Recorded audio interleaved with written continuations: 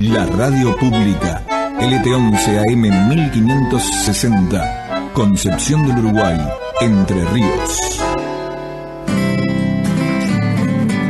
Salud mental, cosa de todos, para entender y mejorar nuestra dinámica de construcción social y todos sus procesos. Salud mental, cosa de todos, con la conducción del psicólogo Sergio Sosa, todos los jueves a las 14, en el aire de LT11, Nacional, la radio pública. La radio pública. Muy bien, muy buenas tardes. Muchas gracias, Pato, por ponernos al aire. Estamos una vez más con el programa número 16 de Salud Mental es Cosa de Todos.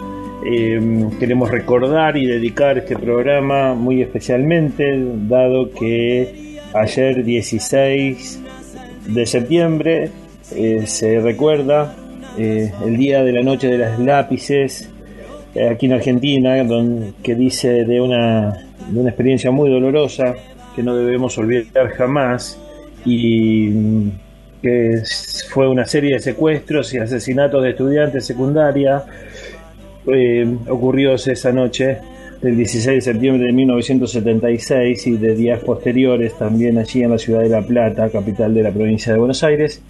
Así que vamos a dedicar el programa a todos los jóvenes, a todos los adolescentes. Así que estamos con Salud Mental es Cosa de Todos, programa número 16, como les decía. Sol, ¿estás por allí? Estoy acá en el epicentro de la pandemia, con un día soleado hoy. Hola, Sole, por aquí soleado también. Bueno, recordemos siempre que haya sol y que esté lindo no quiere decir que nos olvidemos el momento que estamos viviendo, ¿no es cierto? Y todos los cuidados que hay que tener. Sí, muy importante. Aquí estamos, si no ya instalados o muy próximos a declarada Concepción del Uruguay contagio por conglomerado en esa etapa, así que con más razón tenemos que renovar el compromiso, sabiendo que es determinante la sensibilidad, la empatía, la solidaridad, saber que de esta situación salimos entre todos, como lo venimos repitiendo desde el primer momento en Salud Mental es Cosa de Todos.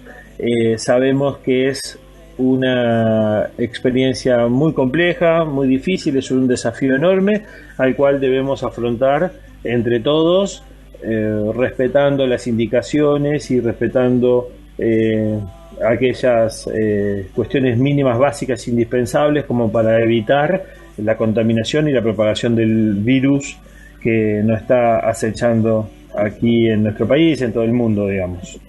Sí, sobre todo porque la fuente más grande de contagios en esta etapa es los acontecimientos sociales, ¿no? Recién escuchaba el informativo respecto de los cuidados que hay que tener en los gimnasios y demás cuestiones, y bueno, todo obviamente que se entiende, la necesidad de hacer distintas actividades, pero bueno, el tema de los encuentros sociales lamentablemente llevan a que uno después de estar un rato se relaja y va perdiendo, ¿no?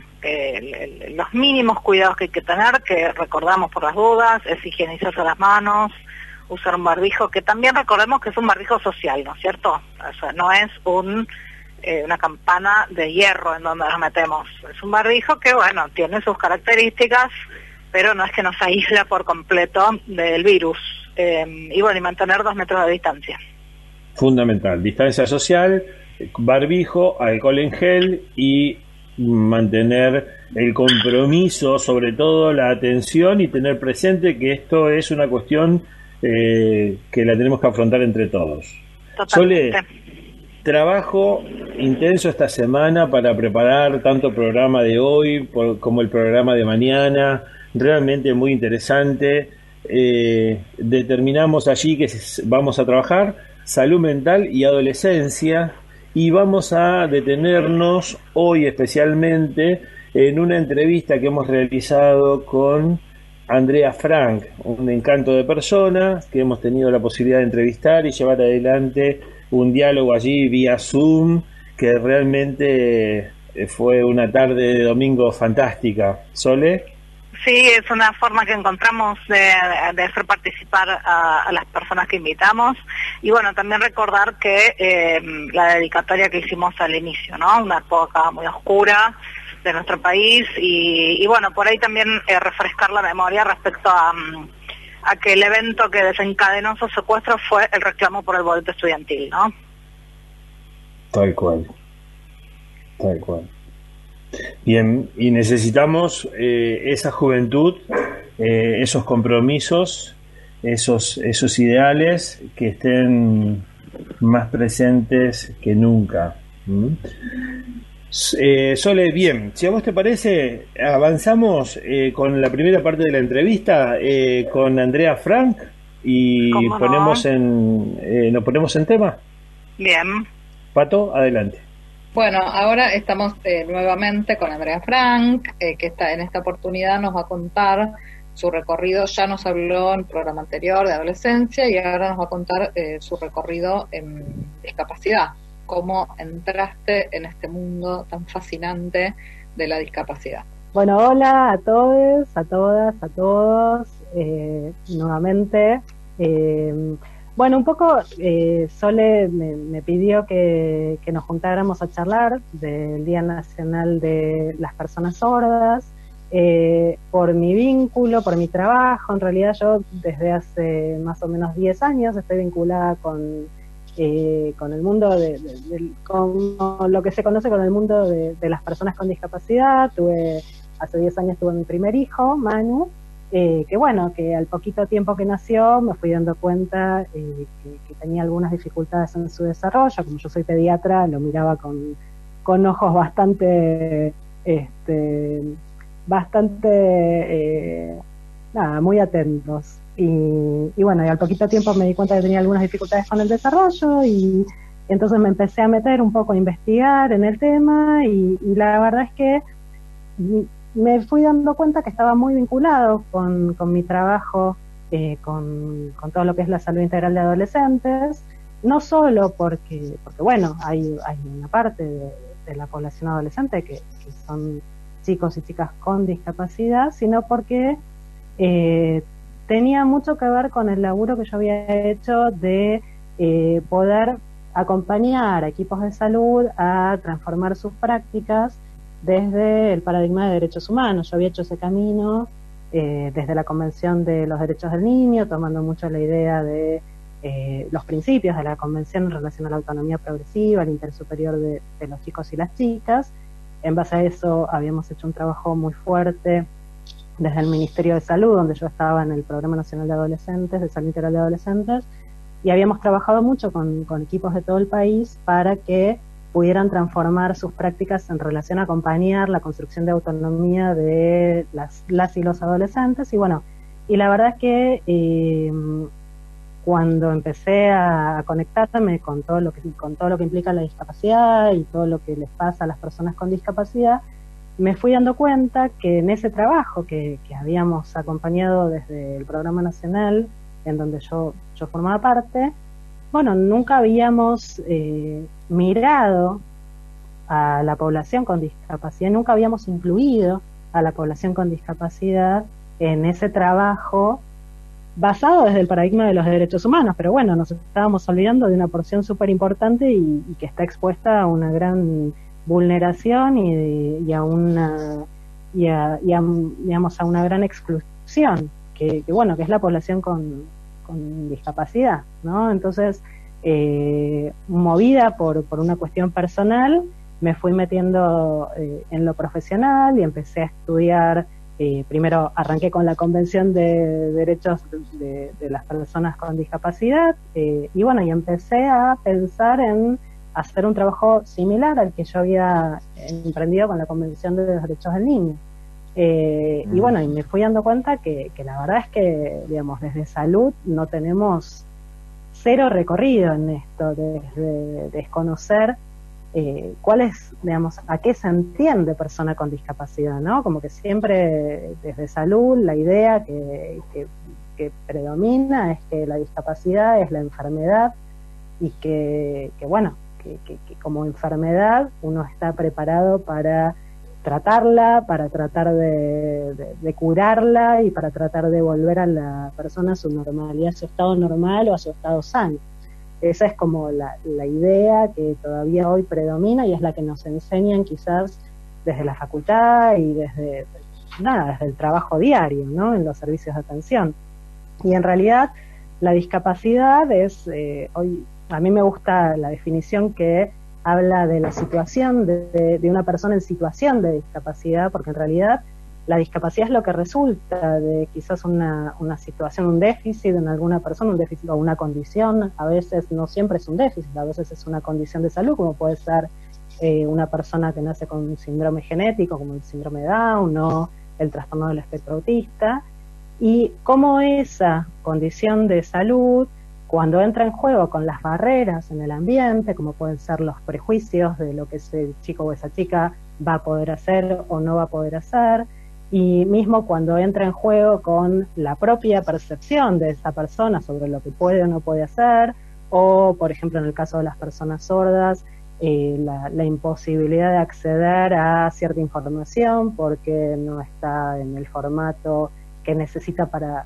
entenderla. Bueno, esa situación en la que la persona no puede acceder a ejercer un derecho, como puede ser tomar una decisión en salud o puede ser acceder a educarse, eso es lo que se conoce como discapacidad. Entonces no es el defecto o lo que esa persona no tiene, sino es lo que esa persona no puede hacer por las barreras que encuentra durante su vida, y que entonces el laburo no pasa por la rehabilitación o por curar necesariamente a esa persona, sino por todo el laburo que hay que hacer con la comunidad, con uno como profesional de la salud, con la familia y con las barreras que puede haber en la escuela, en el acceso a la cultura, en los medios de comunicación. Entonces, nada, es otro laburo que a mí la verdad es que me atrapó en relación a las posibilidades que tiene, ¿no? Y a cómo se vincula con la construcción de salud comunitaria y con la idea de salud como construcción social. Entonces la verdad es que si bien arranqué con una motivación personal, que la sigo teniendo, desde lo profesional me atrapó por el tipo de laburo que implica. Fue bueno, muy difícil este cambio de cultura respecto de, me acuerdo las discusiones que creo que todavía se siguen dando respecto al certificado de discapacidad y cómo se evalúa. Sigue habiendo gente que piensa que es por enfermedad, o sea, por diagnóstico te corresponde un certificado. Sigue habiendo como reclamos respecto de por qué hay que renovarlo cada. Lo que pasa es que, sí, a ver, años, por un lado. Un concepto costó mucho, ¿no? Y sigue costando, me parece. Incluir este concepto de que no es algo como forever y que no tiene que ver con la persona, sino con la relación de la persona con ese problema de salud con el entorno, y el entorno estamos todos y todas, no solo la estructura, ¿no? Porque se habla mucho quizás de lo edilicio, de las rampas, pero ahí es lo sabemos que aparece, que no termina todo, ¿no? Como somos inclusivos porque tenemos una rampa, como, bueno, no chicos, o sea, hello, este cambio costó y sigue costando, y me parece que es como muy resistido desde las instituciones, ¿no? Esta idea de que puede cambiar, de que por ahí no vas a los 5 años y no das con un certificado. Bueno, es que entran en tensión varias cosas, me parece. En relación al certificado de discapacidad, está visto como una llave para poder acceder a algunos beneficios o prestaciones, a derechos en realidad más que beneficios, ¿sí?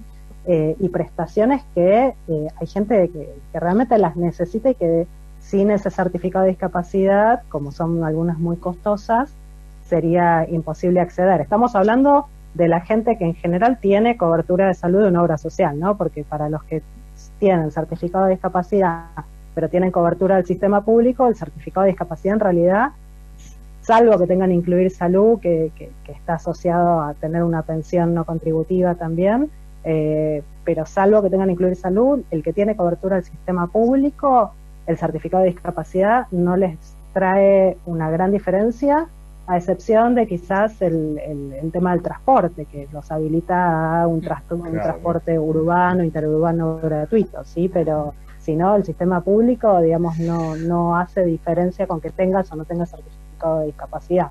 Pero lo que sucede es que hay mucha población que tiene quizás una enfermedad que se prolonga, que sí tiene una condición de salud o una enfermedad que requiere un tratamiento más prolongado, para la cual el certificado de discapacidad les permite acceder a una cobertura de algún tratamiento, ya sea de rehabilitación, pero que no necesariamente esa condición que tiene la persona o esa enfermedad o ese déficit sea una situación, digamos, lo conecta a una situación de discapacidad, ¿sí? Por ejemplo,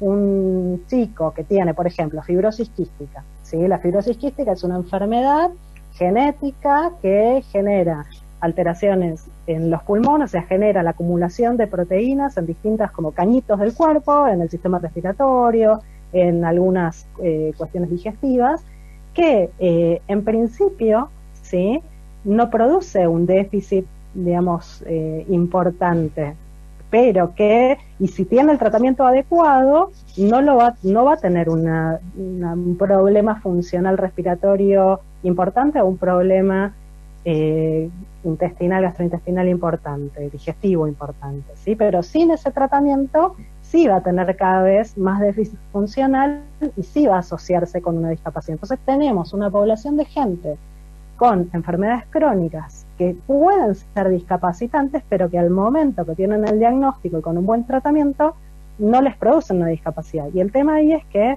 no tenemos una fuente económica, una fuente de financiamiento que dé cobertura a esos tratamientos, y la única que está pensada al momento es la de discapacidad, es la fuente financiera de discapacidad. Entonces hay mucha gente que con el diagnóstico, ¿sí?, y hay muchos profesionales que piden que con ese diagnóstico se les dé a la persona el certificado de discapacidad para que esa persona pueda tener una cobertura financiera de ese tratamiento, que si no lo tiene, lo haría sí entrar en una situación de discapacidad.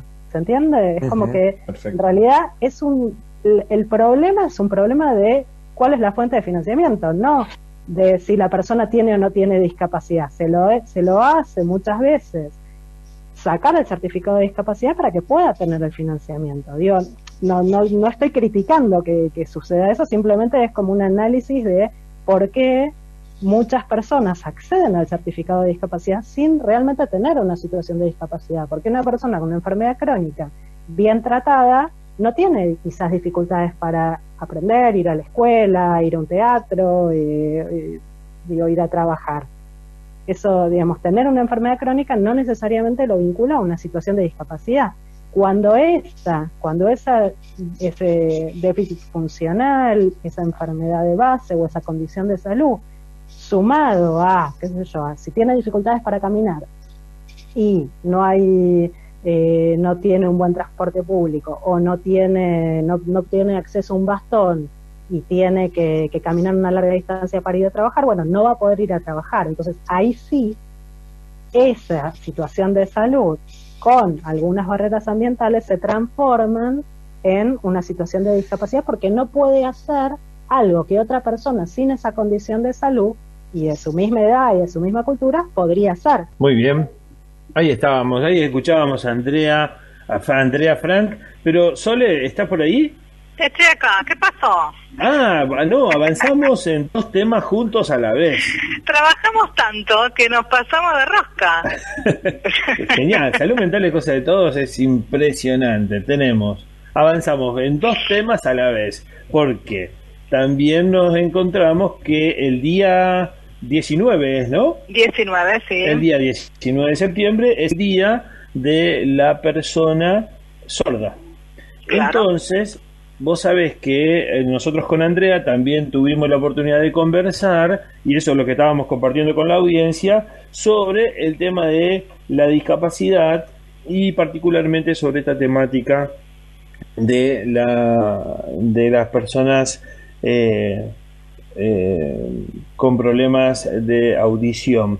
Pero bueno, vos sabés que estamos en tiempo récord trabajando con Pato para poner al tanto recién el programa, la parte del programa destinada a adolescencia, que así en eso, lo recibimos en a eso Pato, estamos. que vuelve de sus vacaciones y ya lo estresamos, ¿no es cierto?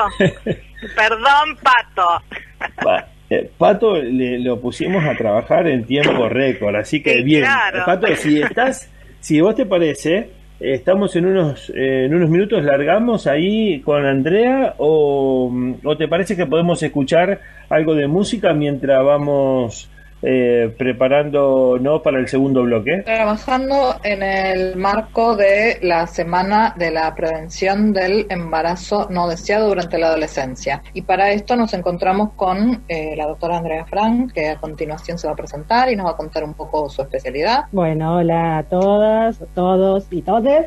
Yo soy Andrea Frank, soy médica, soy pediatra y me formé en atención integral de adolescentes.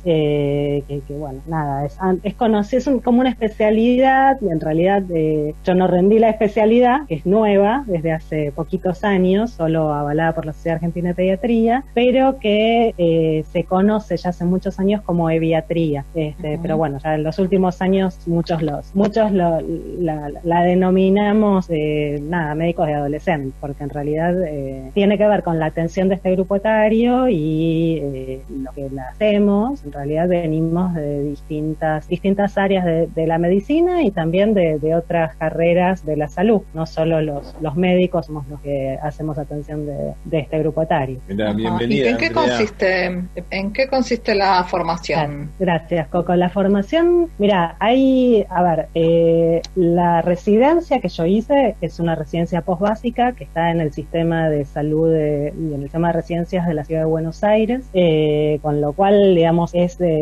una formación que solo está disponible en Capital Federal, en 3 hospitales en este momento. Cuando yo la cursé, cuando yo hice la residencia, fui la segunda camada de la residencia en el año... No digas, no es necesario.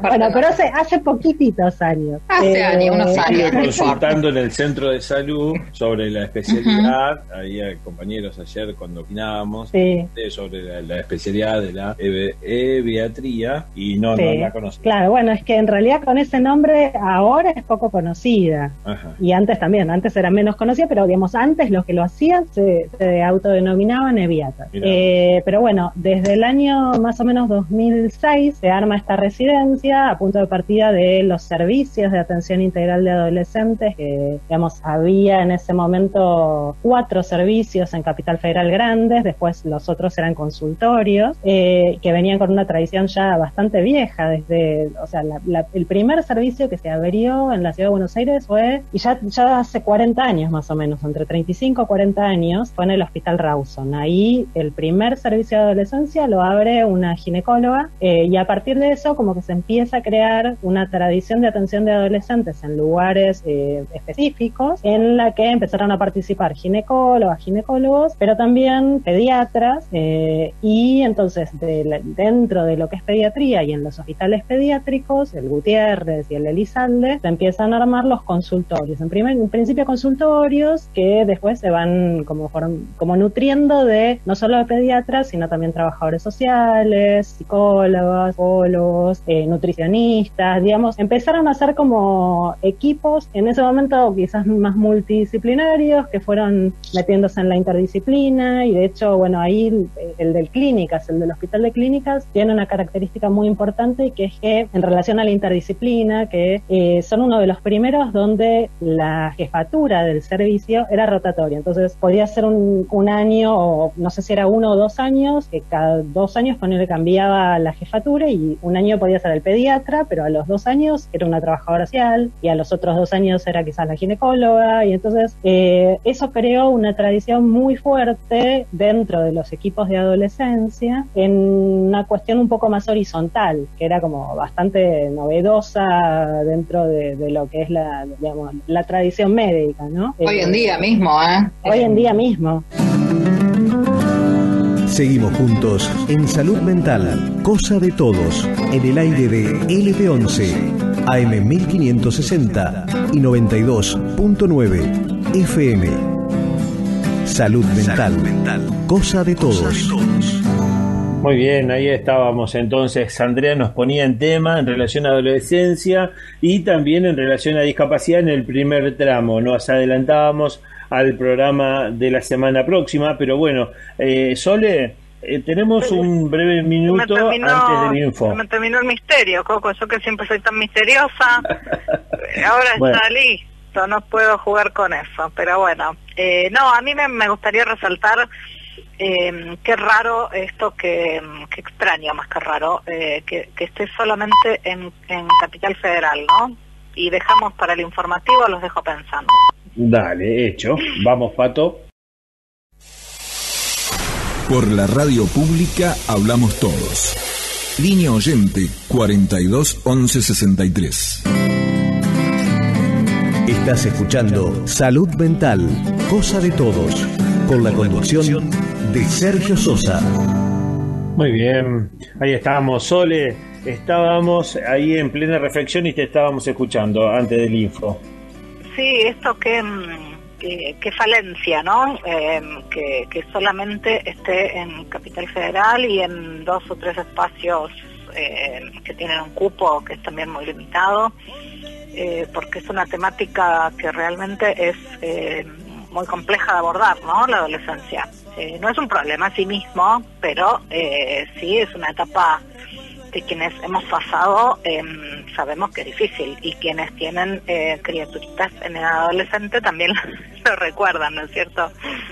Sin duda. La adolescencia es una de las situaciones críticas esperables dentro de la vida de una persona, así que todo un desafío, momentos donde se ponen en juego algunos cambios no solo físicos, sino también psicológicos, sociales, múltiples dimensiones también que condicionan las adolescencias. Entonces todo un tema, lo cual debemos estar en condiciones de poder acompañar ese proceso del desarrollo y acompañar esa situación crítica con la mayor consistencia posible, de modo de que el docente pueda atravesar dicha circunstancia de la mejor manera posible. Sole, ¿te parece que la seguimos escuchando, Andrea? ¿Cómo no? Respecto de, en cuanto a la escasez de recursos psicosociales, digamos, en la adolescencia, sí, y la precocidad de salir rápidamente de esos procesos, a ver, por ahí, como atravesar rápido ese tramo de la vida y venir grande o venir adulto, y la llegada porque a veces sucede de que los embarazos a corta edad, digamos, o sea, no están dentro de los planes que podemos entender como adultos, como planificaría un adulto, sino que entran dentro de un plan, como un plan de urgencia para salir rápido de ese proceso de crisis, digamos, que implica esa coyuntura que es la adolescencia. ¿Me explico? Cuando hay escasez... Sí, pero déjame, a ver, quizás te tiro algunos datos, porque ahí también se mezclan algunas cosas. A ver, por ejemplo, primero, cuando hablamos de adolescentes, hablamos de chicos entre 10 y 20 años, ¿sí? En general, en lo que es embarazo adolescente o embarazo en la adolescencia, uno hace una distinción entre las chicas que tienen embarazos entre los 10 y los 14 y las que tienen entre los 15 y los 20 años, ¿sí? En relación a lo que es la planificación, tanto en adolescentes como en mujeres adultas, alrededor del 70% de los embarazos nadie los planifica. O sea, no es que las adolescentes y los adolescentes planifican menos. Claro, es ¿sí? como una cuestión. Nosotros veíamos cuando trabajábamos en una institución vinculada a la atención infanto-juvenil, una institución educativa que atendía a la gente, una población de escasos recursos, digamos, población por lo general marginal, era esto lo que nos llamaba mucho la atención, es como que rápidamente la urgencia es esto de ver, o empezar rápidamente a fumar, o rápidamente a salir, o rápidamente a tomar hábitos, digamos, que ponían, los sacaba rápidamente de la condición de la adolescencia, como que esa urgencia por salirse rápido de ese tiempo, de eso, ante una escasez de oferta de posibilidades. Bueno, es que ahí está, eso te iba a decir, ¿no? Me parece que un poco la clave está ahí, en que, o sea, qué lugar ocupa eso que están, esa opción que toman, ¿no? En el caso del embarazo adolescente, está comprobado que aquellos pibes con menos posibilidades de proyectarse a futuro futuro, bueno, en ellos y en ellas, el embarazo aparece muchas veces como una proyección posible. Digo, no todos los embarazos son no planificados en la adolescencia, hay algunos embarazos planificados en la adolescencia, ¿sí? En las menores de 14, en general, nosotros decimos que en su gran mayoría resultan de situaciones de violencia sexual, ¿sí? Sí, también distingamos que se trata de un delito, ¿no? Mantener relaciones sexuales menores de con 13 una persona años, de 10 a 14. Exacto, sí. Más allá de la voluntad de ser mamá de una nena de 12, digamos. Exacto, no, ya ahí, digamos, de 10 a 13 años, penalmente está considerado como estupro, ¿sí? Es una violación que un adulto o una persona, un delito. Exacto, ¿sí? Más allá de que una chica, como dice Sole, de 12 años, te pueda decir en su relato que ella eligió ser mamá. Pero bueno, en ese elegir hay que ver todas las circunstancias que rodean esa decisión, ¿no? Pero bueno, desde lo legal, y así lo tomamos también los equipos de salud, cualquier embarazo en menores de 14 años a nosotros nos enciende fuertemente la alarma de que eso es producto de una relación no consentida, ¿sí? Y también nos enciende rápidamente la alarma de que tenemos que brindarles toda la posibilidad de restituir los derechos a esa piba. Y con eso implica que pueda acceder a la realización de una interrupción legal del embarazo, por ejemplo, ¿sí? Bueno, eso fundamental en menores de 14 años. Mayores de 14 años también hay muchas relaciones que pueden ser, digamos, que están dentro de un marco quizás de formalidad de noviazgo o de convivencia, que pueden también tener relaciones no consentidas, ¿sí? Pero hay algunas también que pueden tener relaciones consentidas y que también pueden tener búsqueda de embarazos, ¿sí?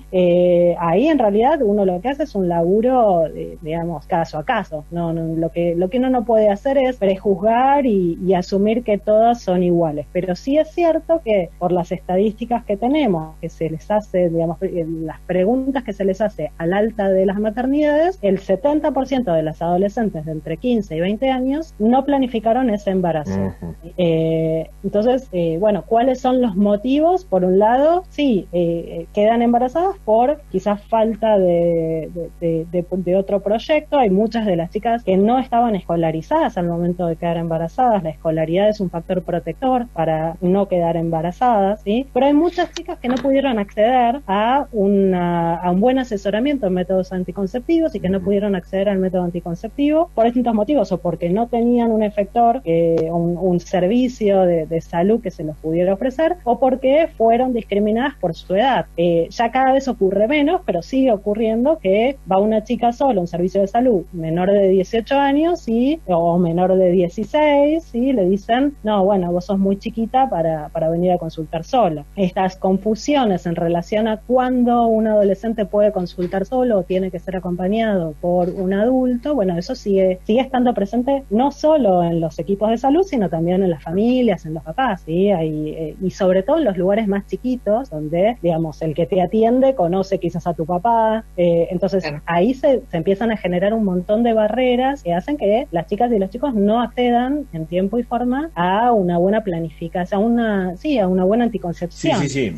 Cuando yo me refería a esto de una planificación, no hablamos no de una cuestión saludable, digamos, sino aparece como una alternativa, como una opción dentro de las menos favorables para el desarrollo, una subjetividad que está en pleno desarrollo, también en crecimiento, un adolescente que está todavía atravesando y definiendo cuestiones. Igual, bueno, viste que es muy caso a caso, ¿no? Hay hay chicos que bueno, gracias a quedar embarazadas y a tener como un proyecto vital muy fuerte en relación al nacimiento de un hijo, bueno, les cambia la vida para bien, pero hay otras que claramente les cambia, las mete dentro de un círculo de pobreza que les impide terminar la escolaridad, bueno, digamos, se agrega una barrera más a lo que es el desarrollo. Sí, en realidad también el tema de la anticoncepción es un tema más allá de la edad, ¿no? Porque también esta situación que vos contás puede pasarle tranquilamente a una persona adulta, ¿no? Hay muchos problemas todavía con la anticoncepción, con los métodos de limpiadura de trompas, por ejemplo, que el discurso es, no, sos muy joven, por ahí querés tener más hijos. O sea, hay como mucho prejuicio, digo, para marcar esto, ¿no? En general, ya que abordamos el tema, la anticoncepción todavía sigue siendo un tema. Mucho más si sobre ese tema de la anticoncepción en general se monta está la adolescencia, ¿no? Y sobre todo esto de la dificultad de ver esto más allá de la anticoncepción, me parece, de ver al adolescente como una persona que es sujeto de derechos, ¿no? A la hora de entenderse, no solamente en la anticoncepción. La anticoncepción por ahí es el tema, pero bueno, me parece que es muy difícil para el adulto ver en un adolescente una persona capaz de tomar decisiones. ¿No? Sí, que tiene derechos y que, digamos, y que es capaz de tomar decisiones que pueden estar en contra de lo que el sentido común de uno dice que está bien. Eso es, la verdad, que eso es muy fuerte para los que laburamos con los pibes, es un aprendizaje muy, muy importante. Genera dudas un montón de veces y por suerte estos últimos años hemos podido como reflexionar y darnos el tiempo con colegas desde distintos espacios para poder reflexionar sobre las distintas situaciones que se nos fueron presentando y donde uno quizás hubiera tomado una decisión y los pibes tomaban otras y no sabías bien si estaba bien que lo acompañaras o no.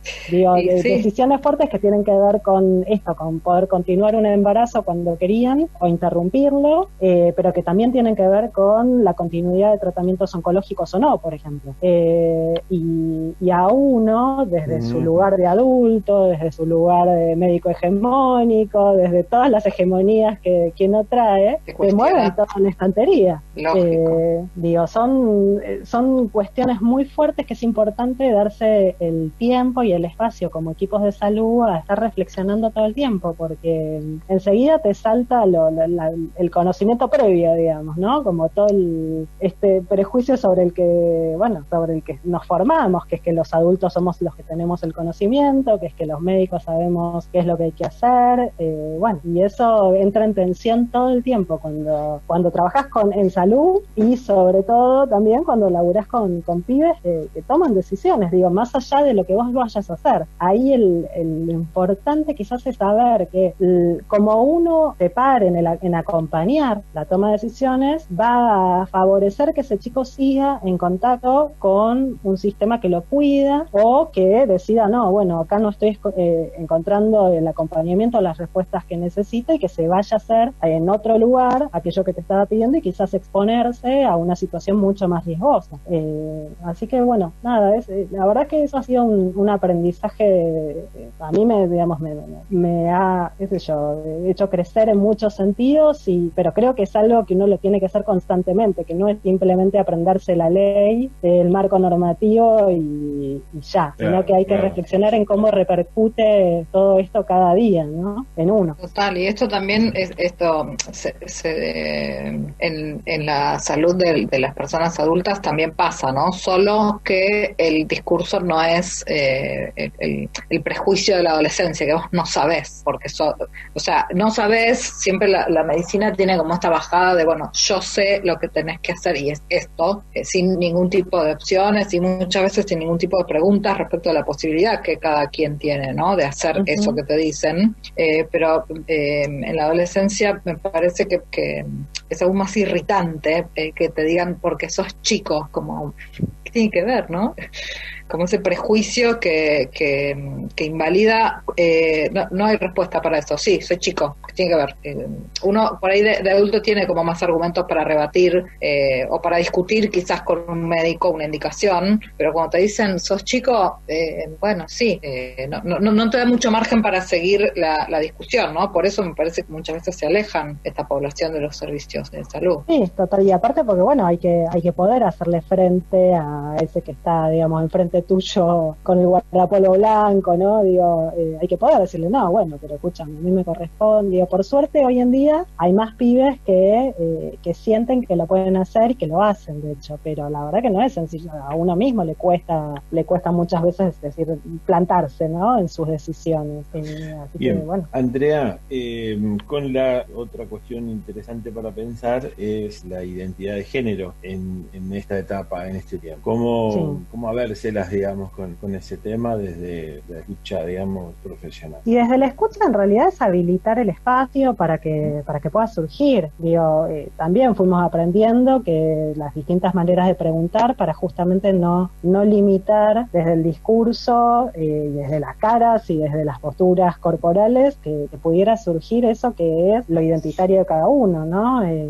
Así que, digo, no deja de ser algo más que hace a poder entrar con el que el otro es. Digo, qué sé yo, desde el discurso ya no preguntamos hace bastante tiempo, que intentamos no preguntar, ¿tenés novio a una chica? Sino que uno dice, bueno, ¿tenés novia, estás en pareja, o no te gusta nadie? Digo, uno empieza a abrir desde otras maneras de preguntar posibilidades, y al principio, hace unos años, me acuerdo que los chicos se sorprendían, hoy ya claramente ya no se sorprenden, pero hace 5 años era como, te miraban así como, ¿me estás preguntando? ¿Qué me estás preguntando? Y ya hace 2 años que, sí, a veces a mí me pasa en el consultorio que tengo que darme 2 minutos para entender qué es lo que me está diciendo, porque a mí me cuesta, no porque al pibe le cuesta. En general, digamos, lo que yo me fui dando cuenta es que en realidad lo que nos cuesta a nosotros es lo que nos cuesta a nosotros. Digo, a los pibes en general, cuando les habilitas el espacio y les habilitas el lugar, no les cuesta. Lo que pasa es que ellos encuentran interlocutor, se quedan, y si no hay un interlocutor que les abra la puerta, se van y buscan otro lugar. Entonces deja de ser un tema. El tema justamente empieza a ser cómo hacer para que los adultos que están alrededor de ese chico o esa chica o ese chique acompañen y estén a la altura, ¿no? Ahí el laburo que tenemos es muchas veces es poder laburar con los adultos que tienen que estar acompañando el proceso de la adolescencia, que necesariamente se hace con otros, ¿no? Con adultos que estén para la confrontación, pero que se la banquen. Entonces ahí muchas veces el laburo es con los papás. Claro. Intervenciones integrales. Es que no hay otra manera. O sea, particularmente yo estoy trabajando en un consultorio dentro del centro de salud que atiende hacia procesos de promoción. Y así que, bueno, me invitaron a participar este año y, bueno, me sumé. Y realmente fue una experiencia súper interesante, pero yo sentí que apareció un curso sobre ESI, por ejemplo, y ya lo tomé.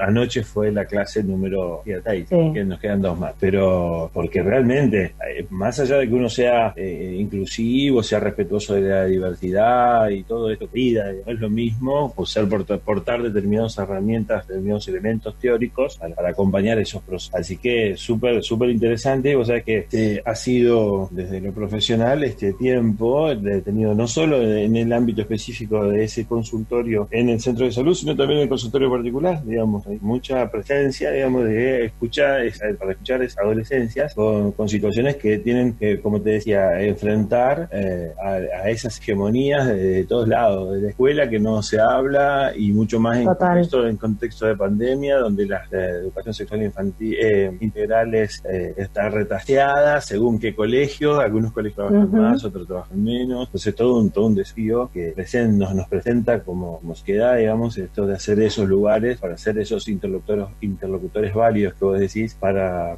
poder escuchar a las adolescentes y poder acompañar esos procesos de crecimiento. Por eso te preguntaba ahí de esta hegemonía que vos decís, bueno, cómo llegar a atender específicamente como eviatría, acompañar esos procesos de... Sí, yo creo que, digamos, es fundamental entender el marco normativo. Digamos, a ver, lo que nos permitió el marco normativo fue como homogeneizar la base desde la cual todos los lugares y todos los equipos que atienden a adolescentes íbamos a atender, ¿sí? Yo estoy un poco quizás peleada con lo que es la especialidad de adolescencia, un poco porque está muy limitada a la formación a lo que es Ciudad de Buenos Aires, y porque creo en realidad que para atender a adolescentes, si bien es necesaria la experiencia clínica, pero sobre todo es necesaria el disponerse a hacer este trabajo. Es un laburo que es posible hacerlo empezar a hacerlo en una residencia, pero que también se puede hacer desde otro lugar. Entonces yo creo más que en la especialidad, creo más en habilitar espacios, ¿sí?, en distintos lugares del país donde haya gente a la que se le pueda ofrecer capacitaciones, como puede ser esta de ESI, como puede ser la de métodos anticonceptivos, como puede ser de distintos aspectos que sí están como muy vinculados a la atención de adolescentes, pero sobre todo que estén dispuestos a hacer este proceso de repensar el marco de atención y cómo se posicionan para abrir la puerta a los chicos y las chicas. Esa es como la base, me parece, de lo que debería tener un equipo o un espacio de atención. Qué sé yo, como que yo por eso no me presento como especialista en adolescencia y no rendí la especialidad en la Sociedad Argentina de Pediatría, porque creo que necesitamos no tantos especialistas, sino puertas que se abran en distintos lugares. Muchas veces... Una rebelde, como cualquier adolescente, No me presento, no la rindo, no soy especialista, la hice, fui 2 años, hice todo, el examen, no voy, bueno, listo. Me van a crucificar desde la Sociedad Argentina de Pediatría, pero bueno. No pasa nada, acá bancamos todo, ¿no es cierto, Coco? El programa te bancamos. Cosa de todos está realmente convirtiéndose en un clásico que estamos batiendo todos los récords y barriendo con cuantas fronteras se nos pone de delante, ¿eh? Un espacio de construcción colectiva, salud mental, cosa de todos. Por LT11, con la conducción de Sergio Sosa. Muy bien, ahí estábamos. Qué linda charla con Andrea Frank, doctora, pediatra, especialista en adolescencia. Semana del 21 al 26 de septiembre, semana de la prevención del embarazo adolescente no planificado. Latinoamérica y el Caribe es la segunda región mundial con mayor proporción de nacimientos de madres adolescentes. En la Argentina hay 700.000 nacimientos por año. El 16% proviene de madres adolescentes de entre 15 y 19 años. En algunas provincias equivale al 25%. Y en más de 3.000 son de niñas de 10 a 13 años. El 69% de esas mujeres adolescentes no planearon ese embarazo. Bien, Sole. Sí, un poco de números, ¿no? Un poco de números para completar esta realidad que nos contaba Andrea y para enmarcar un poco de qué viene la semana que viene, ¿no? Porque esta semana nos adelantamos porque van a haber muchas actividades durante la semana en relación a este tema, así que preferimos lanzar antes el tema nosotros acá en la radio para que estemos atentos y atentas a las actividades que vienen la semana que viene, ¿no? Que iremos subiendo seguro. Seguramente, y de paso ya vamos adelantando el programa de mañana, que estuvimos en contacto con Sandra Vázquez, también ella doctora ginecóloga, directora ejecutiva de la Fundación para la Atención de la Salud de Adolescentes y Jóvenes, conocido como Casa Fusa. Eso mismo. Exactamente. Bien, así que mañana estaremos escuchando a Sandra, también muy interesante sobre algunas cuestiones vinculadas a esta temática. La verdad que un programa que salió intenso, ¿no, Sole?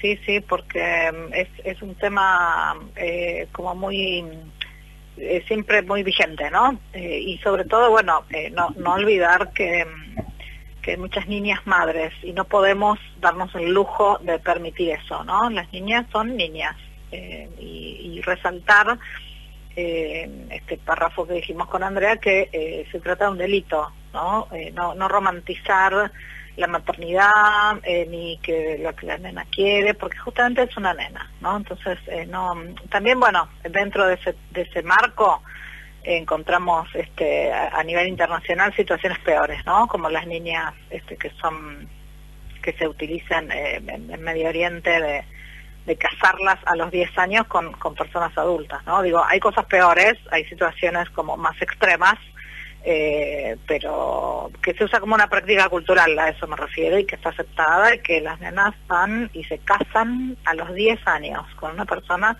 adulta, ¿no? Eso es un tema quizás para abordar en un programa entero, pero bueno, como estamos hablando acá de embarazo, no esquivarle al tema, ¿no? Porque realmente no podemos permitirnos como sociedad. Las niñas son niñas, no madres. Así es.